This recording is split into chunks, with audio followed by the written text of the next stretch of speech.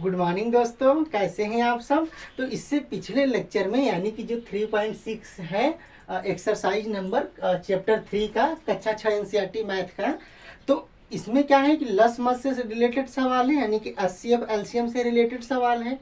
तो सवाल पर पहुंचने से पहले हम क्या करते हैं, जैसे हम हमेशा करते आए हैं कि हम किसी भी चैप्टर का पहले पूरा कॉन्सेप्ट और नियम समझ लेते हैं। जिस कॉन्सेप्ट और नियम पर उस चैप्टर के पूरे सवाल लगने वाले हैं। तो इससे पिछले लेक्चर में हमने एलसीएम एचसीएफ का कॉन्सेप्ट समझा था, लेकिन हमने ये नहीं बताया था कि एचसीएफ एलसीएम कैसे निकलेगा।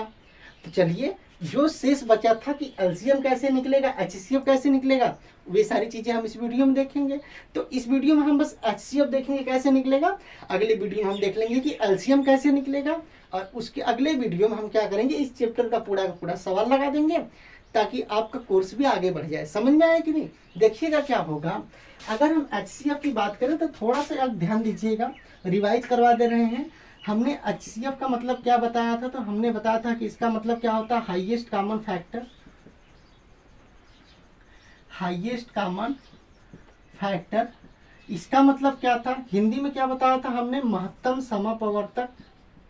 महत्तम समापवर्तक शॉर्टकट में क्या बताया था हमने, मस। क्या होगा, मस। लेकिन हमने ये भी समझाया था कि मस निकालते क्यों हैं। तो मान लीजिए 2-3 संख्याएं दी रहेंगी, ऐसी कौन सी बड़ी से बड़ी संख्या है, ऐसी कौन सी बड़ी से बड़ी संख्या जो तीनों को काट दे, यानी कि जो तीनों मतलब जिस संख्या से तीनों भाग देने पर शेषफल 0 आ जाए, या तो ऐसी कौन सी बड़ी से बड़ी संख्या जो तीनों संख्याओं को बांटे, जो तीनों संख्याओं मतलब तीनों संख्याओं को या दो संख्याओं को, जितनी भी संख्याएं दी रहेंगी उसको क्या करे, बांट दे। उसको क्या करे, बांट दे। बांटने का मतलब कुछ शेष न बचे, कुछ शेष न बचे। या तो आप सीधे सीधे कह सकते हैं कि कोई संख्याएं दी रहेंगी, 2, 3, 4 जितनी भी संख्याएं दी रहेंगी उसका हम कॉमन फैक्टर निकालेंगे। कॉमन फैक्टर में देखेंगे कि ऐसी कौन सी क्या है, मतलब उसका जो कॉमन सब में रहेगा उसका मल्टीप्लाई करके हम ऐसी संख्या निकालेंगे जो तीनों में, जैसे तीनों में या दो में जितनी भी संख्याएं दी रहेंगी उसमें भाग देने पर उस संख्या से शेषफल क्या आ जाएगा, 0। शेषफल क्या आ जाएगा दोस्त, 0। कैसे निकालेंगे देखिएगा। जैसे हम क्या करेंगे, ये सारी चीजें तो हमने समझाया था पिछले वीडियो में, थोड़ा सा रिवाइज हो जाए इसलिए हम बता रहे हैं। बाकी इस वीडियो हमको देखना है कि एचसीएफ निकलता कैसे है। एचसीएफ ये जो हाईएस्ट कॉमन फैक्टर है, यानी कि मस। क्या है, मस। मस निकलता कैसे, ये हमको देखना है। क्या करना है, ये हमको देखना है। समझ में आया कि नहीं, कैसे करेंगे देखिएगा, देखना।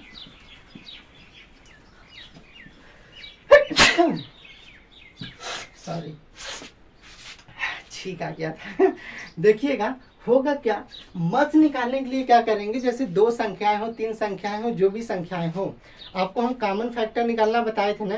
तो जिस तरह से फैक्टर निकालते हैं, पहले जितनी भी संख्याएं दी रहेंगी उस सभी का फैक्टर निकालिएगा। क्या निकालेंगे दोस्त, फैक्टर निकालेंगे। फैक्टर के बाद क्या करेंगे, अगर 2 संख्याएं तो देखेंगे दोनों में कौन, मतलब जैसे 2 संख्याएं हैं, समझ लो, जैसे मान लीजिए 2 संख्याएं हैं, या मान लीजिए 3 संख्याएं हैं, 4 संख्याएं हैं, मान लीजिए जितनी भी संख्याएं हैं, हम मान लेते हैं 4 संख्याएं हैं।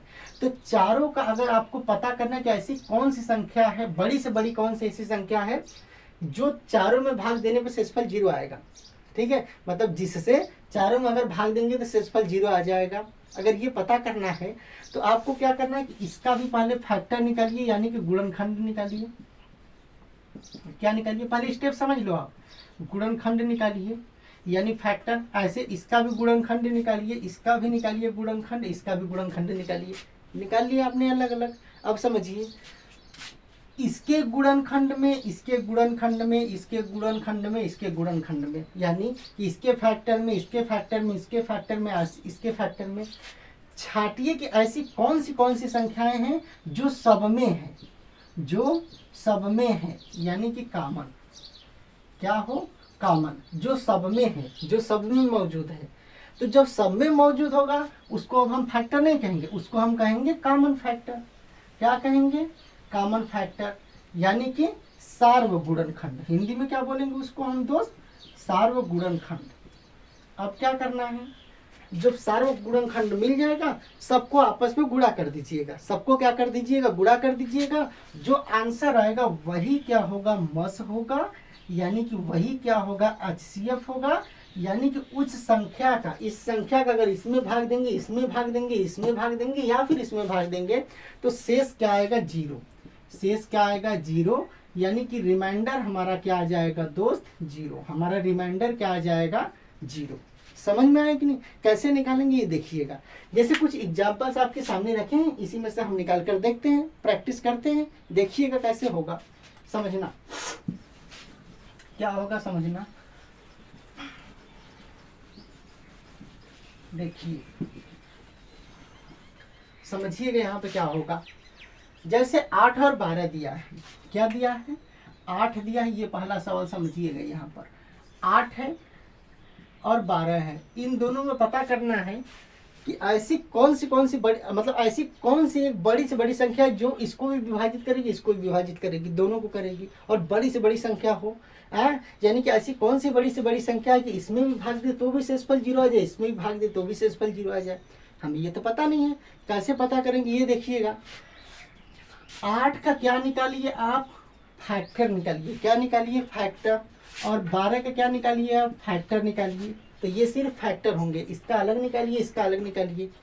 फिर दोनों में जो कॉमन होगा, जो दोनों में मौजूद होगा उसके कहेंगे कॉमन फैक्टर। फिर गुणा कर दीजिएगा सबका कॉमन फैक्टर का आपस में, तो क्या हो जाएगा आंसर, HCF यानी कि मस। क्या हो जाएगा, मस।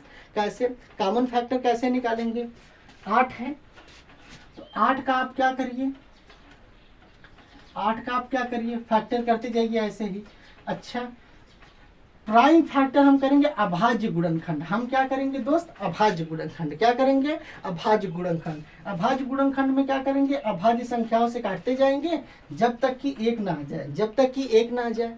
करिए, देखिए 2 से काटेंगे 4 बार में, 2 से काटेंगे 2 दूना की 4, 2 से काटेंगे 1 बार में। समझ में आए कि नहीं, तो इसको करिए। अच्छा, थोड़ा सा यहाँ पर करेक्शन कर लो, अगर बीच में हम मतलब बताने फ्लो में हमसे थोड़ा सा मिस्टेक हो गया।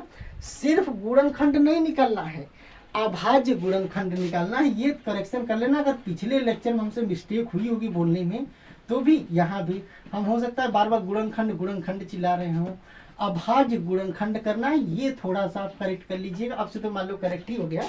पिछले लेक्चर में जो 19-20 मिनट के साथ लेक्चर रहा था और ये वाला जो अभी 3-4 मिनट बीते हैं, इसमें देखिएगा प्राइम फैक्टर करना है, समझना।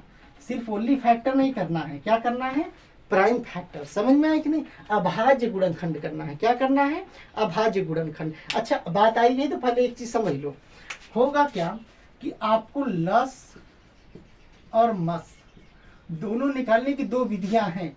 एक विधि है अभाज्य गुणनखंड विधि। क्या है, ये पहले ही बोला होता तो हमारे दिमाग में आ गया होता, बोला ही नहीं मैंने। अभाज्य गुणनखंड विधि, पहला क्या है, अभाज्य गुणनखंड विधि, दूसरा है भाग विधि। अच्छा, कोई ये मत कहना कि सर पहला अभाज्य गुणनखंड है कि पहला भाग विधि है। भाई 2 विधि है, चाहे पहला भाग विधि मान लो, दूसरा अभाज्य गुणनखंड विधि मान लो, चाहे चाहे पहला अभाज्य गुणनखंड विधि, दूसरा भाग विधि मान लो। समझ में आया कि नहीं, ठीक है, तो कुछ भी मान सकते हो ना, ये प्राइम फैक्टर मेथड है ये, ठीक है। तो अभाज्य गुणनखंड विधि, भाग विधि, हम लोग क्या करेंगे, सरल पढ़े हम लोग को, इसलिए सरलता के लिए हम लोग मस क्या करेंगे, अभाज्य गुणनखंड विधि से देख लेंगे, और लस क्या करेंगे हम लोग, भाग विधि से देख लेंगे, क्योंकि इजी वे में समझ में आ जाएगा। हमें समझ में आया कि लस हम लोग भाग विधि से देख लेंगे और मस हम लोग अभाज्य गुणनखंड विधि से देख लेंगे। अगर आप कहेंगे तो हम दोनों विधि बता देंगे, यानी कि लस को भी भाग विधि अभाज्य गुणनखंड विधि से, और मस को भी अभाज्य गुणनखंड विधि और गुणनखंड विधि से। समझ में आया कि नहीं, तो थोड़ा सा ध्यान दीजिएगा। हम बार बार गुणनखंड चिल्ला रहे थे, गुणनखंड के आगे आप एक चीज जोड़ दीजिएगा, अभाज्य गुणनखंड। समझ में आया कि नहीं, यानी कि प्राइम फैक्टर। एक्सट्रीमली सॉरी, अगर इसके पहले वीडियो में जो 19 मिनट वीडियो का इसके पहले था ना, 20 मिनट का था शायद लेक्चर, या 18-15 मिनट का जो भी रहा होगा, इसमें क्या था, मतलब उसमें अगर बोलने में हो सकता है हम अभाज्य गुणनखंड की जगह गुणनखंड बोल दिए हों, करेक्ट कर लीजिए, क्योंकि उसमें सवाल नहीं बता दिया तो दिक्कत नहीं होगा। हालांकि कंसेप्ट समझते समय अगर मैंने बोल दिया होगा तो उसके लिए सॉरी, ठीक है। यहाँ पे क्या होगा, अभाज्य गुणनखंड, ओनली गुणनखंड हम कर रहे थे, क्या होगा, अभाज्य गुणनखंड। ये चीज आप याद रखिएगा, यानी कि प्राइम फैक्टर, ठीक है। क्या करेंगे, तो दोस्त हम क्या बताए हैं कि पहले इसका प्राइम फैक्टर निकालिए यानी अभाज्य गुणनखंड, इसका अभाज्य गुणनखंड निकालिए, फिर जो दोनों में कॉमन हो वो हो जाएगा कॉमन प्राइम फैक्टर, और सभी का आपस में गुणा कर देंगे वो हो जाएगा मस। तो इसका निकालेंगे तो क्या आया, पहला सभी का एक होता है, याद रखिएगा। ये कैसे होता है अभी समझा देंगे। पहला सभी का एक, देखिए अभाज्य गुणनखंड में सभी का पहला क्या होगा, एक, क्या होगा, एक, यानी कि कॉमन दोनों में कौन सी होगी, कुछ नहीं होगा तो एक होगा, याद रखिएगा। और इसी जगह एक चीज और याद रखिएगा, मस निकालते समय अगर देखिएगा दोनों में कुछ कॉमन नहीं है, कुछ कॉमन है तो भाई करेंगे, अगर कुछ कॉमन नहीं है तो हमेशा एक कॉमन होता है, याद रखिएगा। और मस कभी भी किसी का जीरो नहीं होता है, कम से कम किसी भी संख्या का, यानी जो भी संख्या दिए रहेंगे 2 3 4 जो भी, सभी का मस कम से कम एक होगा, जीरो नहीं होगा, याद रखिएगा। जीरो ऐसा नहीं कि कुछ कॉमन नहीं मिल रहा है तो हम कह दें कि मस जीरो, ऐसा नहीं होगा। मस क्या होगा, एक होगा, क्या होगा, एक होगा। क्यों, अभी इसी में समझिएगा क्यों, देखिएगा। एक से स्टार्ट करेंगे, 1 गुणित 2 गुणित 2 गुणित 2। अब समझिएगा 12 का करेंगे, कितना हो जाएगा, 2 से काटेंगे 2 छक्का 12, 2 से काटेंगे 3, 3 से काटेंगे 1। एक सभी का होता है अभाज्य गुणनखंड में, याद रखिएगा। तो 1 फिर 2 फिर 2 फिर 3, समझिए। अब देखिए दोनों में पहले कॉमन प्राइम फैक्टर, इसका आपने प्राइम फैक्टर निकाल लिया यानी गुणनखंड निकाल लिया, इसका भी गुणनखंड निकाल लिया। अब क्या करेंगे, दोनों को छाटिए, देखिए 1 दोनों में है, 2 दोनों में है, 2 दोनों में है, अब तो कुछ नहीं है। तो देखिएगा अभी आपने इसका क्या निकाला, अभाज्य गुणनखंड निकाला, इसका भी आपने क्या निकाला, अभाज्य गुणनखंड।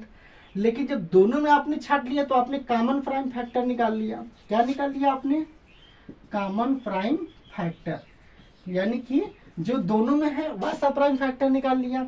अब मस निकालने के लिए क्या करेंगे, दोनों जो जो कॉमन मिला उसका आपस में गुणा कर दीजिए। 1 मिला है, 2 मिला है, 2 मिला है, सब में है ना, 2 इसमें, इसमें है नहीं, अब 3 इसमें, इसमें नहीं है, तो यही मिला है। 1 2 2 दूना के 4, तो 4 और 12, 8 और 12 का मस क्या हो जाएगा, 4।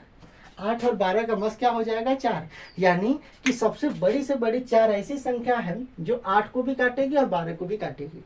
समझ में आएगी नहीं। और एग्जाम्पल देखते हैं ताकि चीजें ज्यादा क्लियर हो। कोई बड़ा से बड़ा उठा लो सवाल, जैसे क्या है, 3 वाला उठा लो, 45 60 75, देखिए कैसे होगा। इसका स्क्रीनशॉट ले लीजिए, फिर आगे चलते हैं।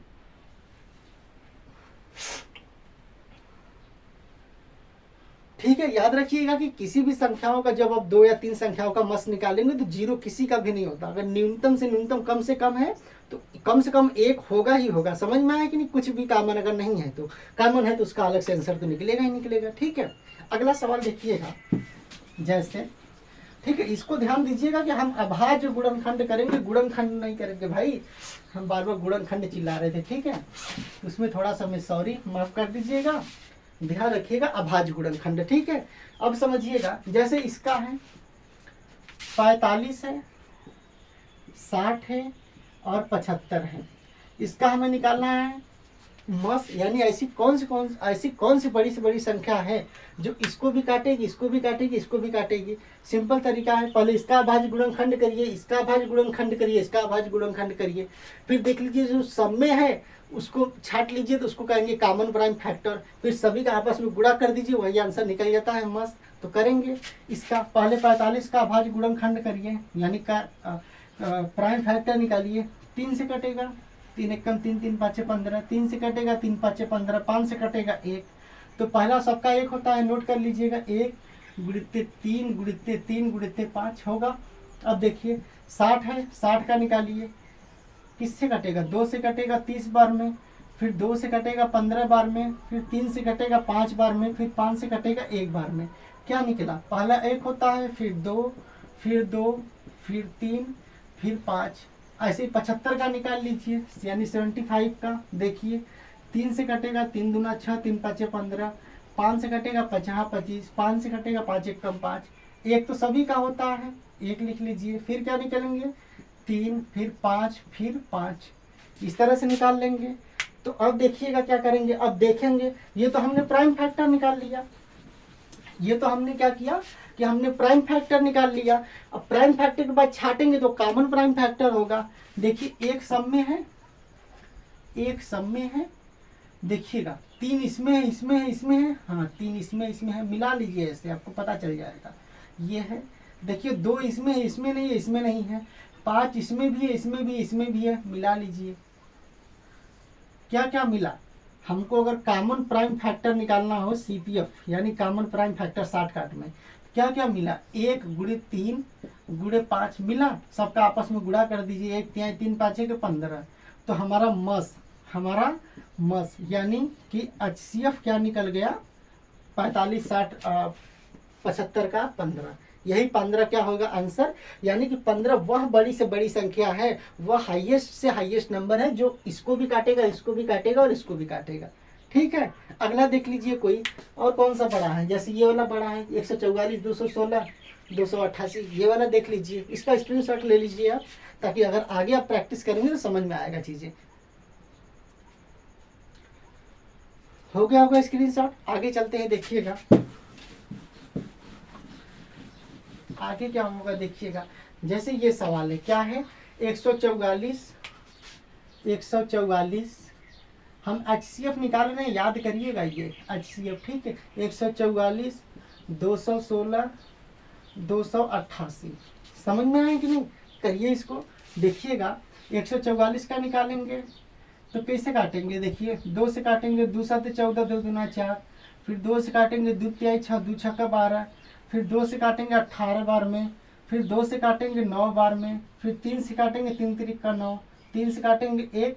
ये चीज़ें निकालना सिखाए तो है कॉमन फैक्टर में। देखिएगा तो इसका अभाज्य गुणनखंड क्या हो जाएगा, और सॉरी अभाज्य, जो प्राइम फैक्टर बता रहे थे अभाज्य गुणनखंड, तो ये चीज़ें सिखाए थे ना आपको, तो वही से यहाँ पर जल्दी जल्दी बता रहे हैं, क्योंकि इससे पहले ये सारी चीज़ें डिटेल में हम समझा चुके हैं।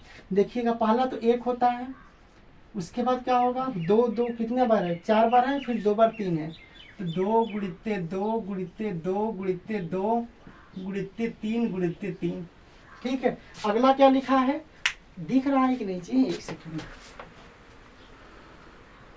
हल्का दिख रहा है लेकिन दिख रहा होगा, हम बोल रहे हैं ना। देखिए 1 2 2 2 2 3 3। ठीक है, अब देखिएगा 216 का निकालेंगे ऐसे ही, 216 2 से काटेंगे, देखिएगा 2 1 कम 2 0 2 8 16, क्योंकि 2 अंक लेंगे तो 1 0 बढ़ा देंगे। 2 से काटेंगे 2 5 10 2 4 का 8, 2 से काटेंगे 2 दूना 4 2 7 14, 3 से काटेंगे 3 9 के 27, 3 से काटेंगे 3 3 का 9, 3 से काटेंगे एक बार में, तो आएगा कितना? 1 तो सबका होता है, फिर 2 गुणित्ते 2 गुणित्ते 2, फिर 3 बार 3 है, 3 गुणित्ते 3 गुणित्ते 3। ठीक है, उसके बाद एक सेकंड, नहीं आ रहा होगा, रुको स्याही भर लेते हैं। ठीक है, स्याही भर गया, आप थोड़ा चटक दिखेगा ना। देखिएगा ये क्या है? 1 गुणित्ते 2 गुणित्ते 2 गुणित्ते 2 गुणित्ते 3 गुणित्ते 3 गुणित्ते 3, ये था 1 गुणित्ते 2 गुणित्ते 2 गुणित्ते 2 गुणित्ते 2 गुणित्ते 3 गुणित्ते 3। अब चटक दिख रहा होगा ना, थोड़ा चटक मतलब दिख रहा होगा साफ साफ। देखिएगा 288 का हम करेंगे तो देखिएगा क्या होगा? 2 से काटेंगे 2 1 कम 2 2 चौका 8 2 चौका 8, 2 से काटेंगे 2 7 14 2 दूना 4, 2 से काटेंगे 2 3 6 2 6 का 12, 2 से काटेंगे 18, फिर 2 से काटेंगे 9, फिर 3 से काटेंगे 3, फिर 3 से काटेंगे 1। क्या हो जाएगा? 1 2 3 4 5 बार 2 है, लिखिए 1 गुणित्ते 2 गुणित्ते 2 गुणित्ते 2 गुणित्ते 2 गुणित्ते 2, फिर क्या है? 2 बार 3 है, गुणित्ते 3 गुणित्ते 3। ये हमारा हो गया कॉमन प्राइम फैक्टर। क्या निकाला हमने? Prime factor. इसका भी निकाल लिया, इसका भी निकाल लिया, इसका भी निकाल लिया। अब देखेंगे तीनों में जो होगा उसको हम कहेंगे कॉमन प्राइम फैक्टर। तो कैसे निकालेंगे? देखिए दोनों में एक, मतलब तीनों में 1 है, ये तीनों में 2 है, फिर देखिएगा तीनों में 2 है, फिर देखिएगा तीनों में 2 है। अब देखिएगा इसमें 2 है, इसमें कुछ नहीं है, इसमें 2 है, तो ऐसा तो लेंगे नहीं। ये 3 है, यहाँ 3 है, यहाँ 3 है, देखिए ये देखिए सब में 3 है, यहाँ 3 है, यहाँ 3 है, यहाँ 3 है, मिला दीजिए। देखिए क्या क्या मिला हमको? मिला मस निकालेंगे हम। क्या निकालेंगे? मस। तो जो जो कॉमन प्राइम फैक्टर है सभी का गुणा कर दीजिए। 1 गुणित्ते 2 गुणित्ते 2 गुणित्ते 2, 3 बार 2 मिला था, गुणित्ते 3 गुणित्ते 3, सबका आपस में गुणा कर दीजिएगा। 2 दूना 4 दूना 8, 8 3 का 24, फिर गुणित्ते क्या हो जाएगा? 3, 2 दूना 4 दूना 8, 4 3 का 24 गुणित्ते 3, और 24 में अगर 3 का गुणा करेंगे तो 3 चौका 12, 3 दूना 6 1 7, कितना आ जाएगा 72 आ जाएगा। 3 चौका 12 के 2, 3 दूना 6 1 7। तो 72 ऐसी बड़ी से बड़ी संख्या है जिसको मतलब जिससे भाग देंगे तो इसमें भी शेषफल 0 आ जाएगा, इसमें भी शेषफल 0, इसमें भी शेषफल 0। या तो कह सकते हैं कि 72 वह बड़ी से बड़ी संख्या है जो तीनों संख्याओं को काट देगी, जो तीनों संख्याओं को काट देगी। समझ में आया कि नहीं? अब देखिएगा, हमने नियम कॉन्सेप्ट समझा, हमने ये सवाल लगा लिया, हमने ये सवाल लगा लिया, हमने ये सवाल लगा लिया। अब आप पूछोगे बाकी का सवाल, तो दोस्त सब हम ही लगाएंगे क्या? पढ़ाई किस लिए है, आपको आया कि नहीं, इसकी जांच के लिए आप ये सवाल लगाइएगा 20 और 30 का, 24 36 60 का, 120 और 80 का। अगर आप ये सवाल लगा के कमेंट करते हैं तो हम समझ जाएंगे कि आपको आया है, और नहीं करते तो कोई दिक्कत नहीं, हम समझ जाएंगे कि हमारे पढ़ाने में कुछ कमी रही होगी। फिर हम इसको भी बताएंगे और आगे और बेहतरीन कॉन्सेप्ट लाएंगे जिससे आपको मस यानी कि HCF अच्छे से ज़्यादा बेहतर समझ में आ जाए। तो आप ये तीनों लगा कर प्रैक्टिस करिएगा, ऐसी अन्य संख्याएं भी लेकर प्रैक्टिस करिएगा ताकि आपका मस क्या हो जाए, स्ट्रांग हो जाए। ये वीडियो आपको कैसी लगी हमें जरूर बताइएगा। अगले वीडियो में हम सीखेंगे लस निकालना यानी कि एलसीएम। उसके बाद हम लोग 3.6 का यानी जो कक्षा 6 NCERT का मैथ है, चैप्टर 3 एक्सरसाइज 3 नंबर 6 का पूरा 1 by 1 करके सवाल लगाएंगे। ठीक है, तब तक आप अपना ख्याल रखिए। Bye bye, take care.